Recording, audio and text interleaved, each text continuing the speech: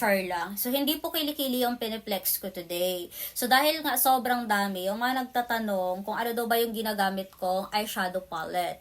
Actually, ito yung ginagamit kong eyeshadow palette. Wala pa tong 50 pesos. Kasi pagdating talaga sa eyeshadow palette, gusto ko yung nag-e-explore ako. Yan. So, in-explore ko siya mga simula yung nag-demo ako sa usapang makeup. So, sobrang dami kong binili na mga eyeshadow na mga mumurahin lang. So, pang lecture lang talaga sana, pang discussion lang siya, auntie ko.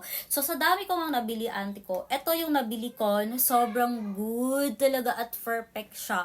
Pang day look. So, pag sinabi natin day look, ito, yung araw-araw natin na day. So, as a student teachers, na OJT tayo, so kailangan medyo maganda yung ating eyeshadow, o naka-blend yung ating looks, para naman talaga, tingnan nyo tayo. Pero pag tinitigan niyo talaga ako, auntie ko, wala kayong makikita dyan na eyeshadow. Parang natural. Kasi auntie ko, ano nga ba dito yung ginamit ko? So, ito yung ginamit ko tong brown, tapos binalan ko nito, tapos pinag-mix-mix ko lang tong tatlo na to, o apat na to. So, nakadepende kasi talaga siya, auntie ko, sa anong kulay na damit yung susuotin ko. So, diba, hindi masyadong OA.